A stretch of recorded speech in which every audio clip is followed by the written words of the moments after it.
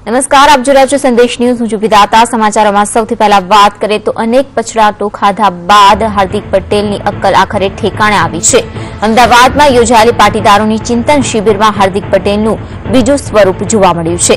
તો બધાની એકતાની વાતો કરતા હાર્દિકે લાલજી પટેલની ઉપસ્થિતિમાં એકતાની વાતો કરી હતી। પ્રતિકાર, પતન અને પછડાટ બાદ હાર્દિક પટેલે રંગ બદલ્યો છે। અમદાવાદના સોલામાં પાટીદારોની ચિંતન શિબિરમાં हार्दिक पटेलનો एक नवो रंग જોવા મળ્યો છે।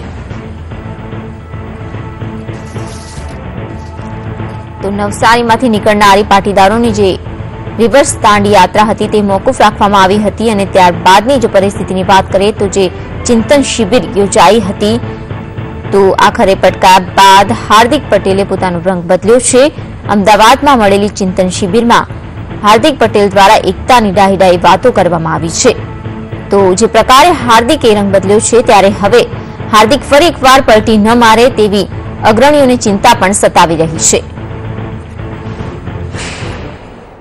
बस आगे की रणनीति है कि सब साथ में मिलकर अहिंसा के मार्ग पर आंदोलन चलाना है, दांडी यात्रा को समर्थन देना है, जो सरकारी कार्यक्रम उनका बहिष्कार करना है। बार तो साथ हो गए, हम दोनों साथ में। दरार पहले भी नहीं थी, सिर्फ लोग उससे बातें बनाकर आगे चला रहे।